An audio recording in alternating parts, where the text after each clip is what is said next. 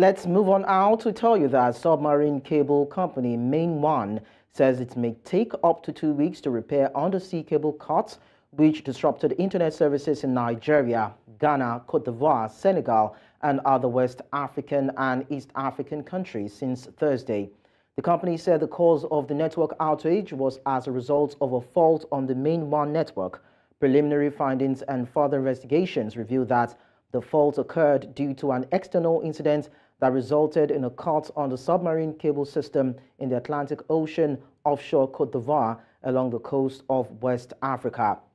Meanwhile, the company in a new update said service has now been restored to some customers while work continues to restore all services. Joining me to discuss this development is a public affairs commentator, Theophilus Akatuba, and is right here live in our studios. Thank you so much for coming to us to talk about this. Thank you very much. It's a pleasure to be here. Okay, so the internet downtime experienced in the last few weeks is unprecedented. Do you think there is more to this than what we've been told? Yeah, you know, already there's some conspiracy theory flying around about some Houthi rebels. But the company that's responsible for the cable has ruled out any of such, and they have assured that the level and the depth of the cable is not such that can be easily affected by human activities. And so it's important that we disregard some of these conspiracy theories. The reality is that there's no machine, no activity.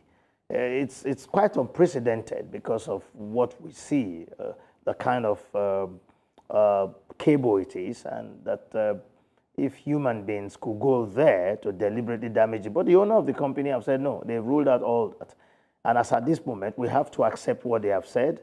And these disruptions are really, really far-reaching and affecting every facet of society because we have become very virtual. We've been very internet reliant in all of our activities across board, and that has really, really affected lives. So I do not think we should at this point give in to these conspiracy theories. Okay, so let's see how it has affected people and services. Now, telecommunication subscribers and bank users, according to reports, have been stranded as a result of this. For you, what are the implications of this to Africa's business ecosystem? Very, very, very far-reaching, and it affects life in no small measure. Banks, financial transactions, business transactions, e-commerce, and all the e-commerce activities across the West African sub-region and even in Central Africa has been affected massively.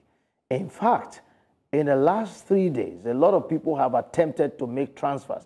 I particularly have attempted to make payment for the activators of a website domain name, and that payment did not arrive at the destination, and that website is currently off as a result of the fact that the money did not arrive destination. The bank has not been able. There was a payment a customer was making to me that has not been able to get to me, and even the bank have not been able to, reverse that payment to the customer. So you can imagine how this is affecting different sets of people, different industries, different activities that rely very much on the internet to do their business. So in fact, the economic effect at this point cannot be quantified until we're able to overcome the challenge, things return to normal, then we can really evaluate the extent, the full extent of the economic impact of this disruption. Well, agreed. It is not something that anybody planned for, but this is the situation that we find ourselves. Are there any coping mechanisms that maybe institutions or individuals could employ in the interim? This is a lesson. There is nothing that is technological that could not suffer disruption.